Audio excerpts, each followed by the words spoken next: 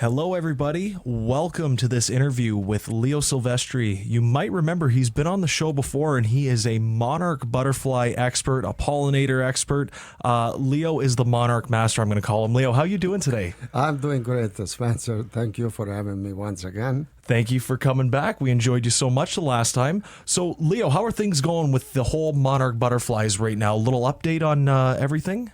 Yeah, well, in our city and county, fortunately and unfortunately, some people have seen quite a few butterflies action in their gardens, while others are still waiting. But this is the same story that goes on every year. It has nothing to do with the low counts down in Mexico this early winter, simply because it's just the way they recolonize throughout the breeding area of North America.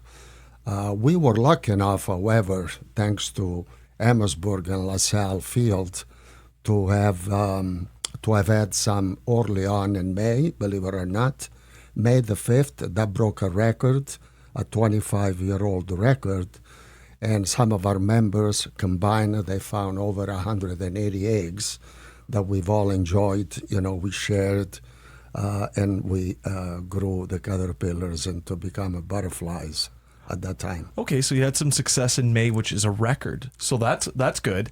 Yeah, that's good, yeah. Yeah, but what are some common things that people can use to attract some monarch butterflies? Well, some of the things that we recommend has been done through our presentation in our city and the county here. I've done over 24 this year alone, plus the other 60 or 80 in the past few years.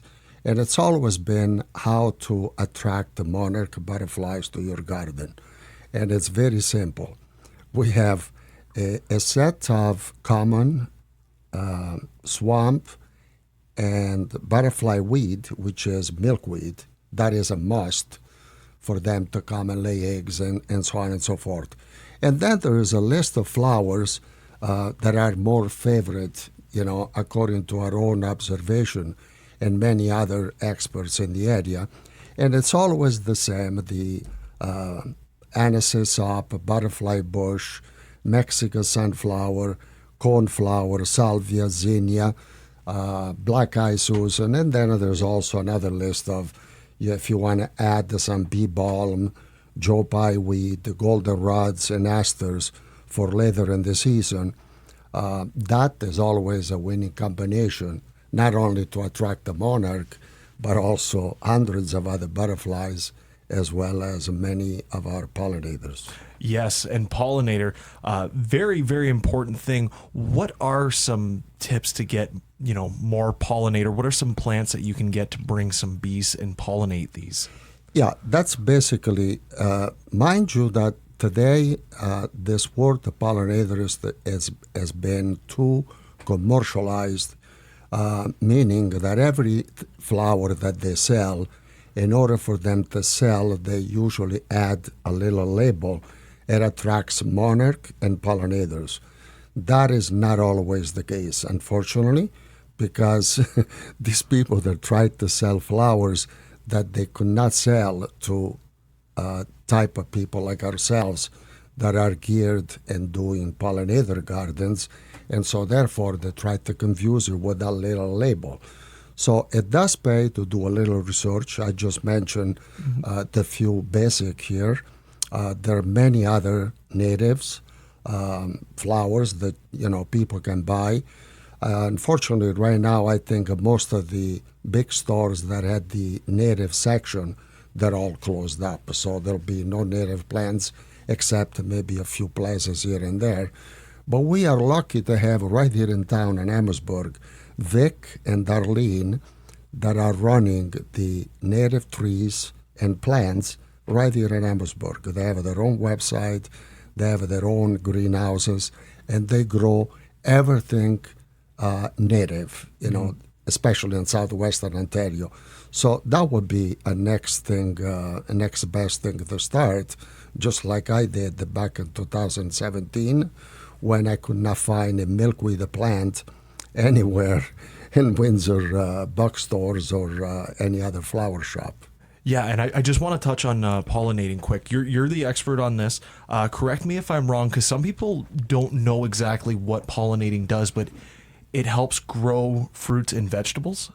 Yes, well, as you know, or some people might know, some people might not know, some of the greenhouses in Leamington, they're spending thousands and thousands of dollars in bringing bees inside of their greenhouses, to pollinate their fruits and vegetables and fruits and whatever else they're growing. So it is a very important aspect of human food chain to have pollinators actively and in big numbers so that we will never run out of food. Because if this keeps on the way it is now, between climate change and people spraying everywhere, try to get rid of mosquitoes and this and that, but they also do a lot of damaging, a lot of damages to our pollinators. So that's another thing that people needed to be more educated in taking care of our pollinators, as well as we do our own butterflies. Yeah. And we're in summer season right now. When is the next time we're going to see you for an update? Is it going to be the fall? Yes, that would be in the fall, as I mentioned. The Diana thing would be around September, after we tag and release our migratory monarch. We'll give you an update on what has been going on in the city and the county. As it is now, though, to get to that number, we are appealing to all our listeners to get in touch either with me personally or go to our Facebook group, the Butterfly Monarch Enthusiasts of Windsor and Essex County, Windsor and Chatham-Kent County, I'm sorry. And then just post there what is the next best thing to do for you to either raise a few monarchs to increase the local traffic in our own gardens, or maybe where can they find some plants that are planted right now, even though it's late.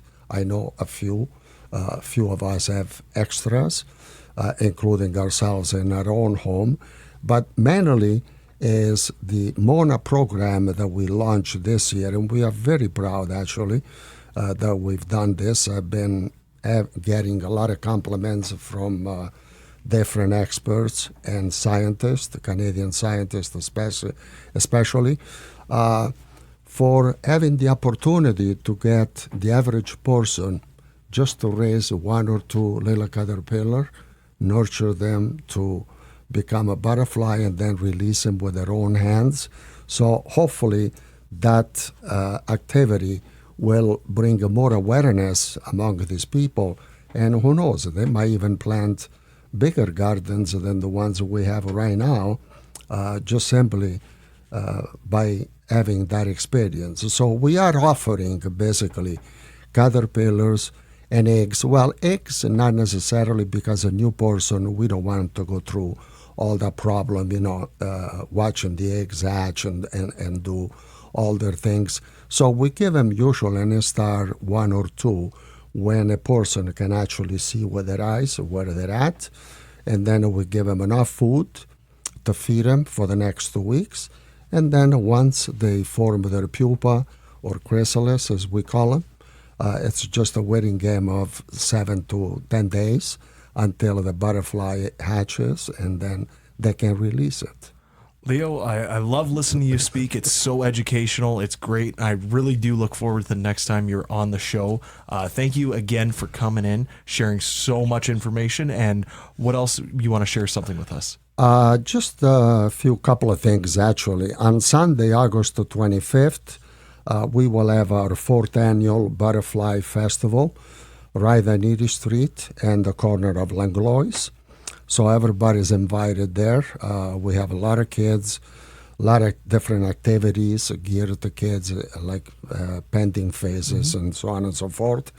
And then I would like to thank specifically all our members for their hard work in creating all these gardens around their city and counties in these last 6-7 years. And in particular, I would like to thank Janet and Alan Arsenault right here from our neighborhoods. They're from Chalet Photography Studio, right an hour across from Fox Glen. And Janet is the person that I always go when I need flyers like these that everybody is welcome to see once they either request it from us through the email, or they can go to our website, www.savethemonarchbutterfly.ca, or just be part of our Facebook group, local Facebook group, I should say, Monarch Butterfly Enthusiasts of Windsor, Essex, and Chatham-Kent County. Thanks again, Spencer, and looking forward in the fall to do an update on how great we've done with our reading numbers and Monarch success. Yeah, thank you, Leo, for coming in, and thank you for everything that you do with the Monarch Butterflies and always educating me and all our listeners. And I really do look forward to the update coming in the fall. So see you then. Thank you.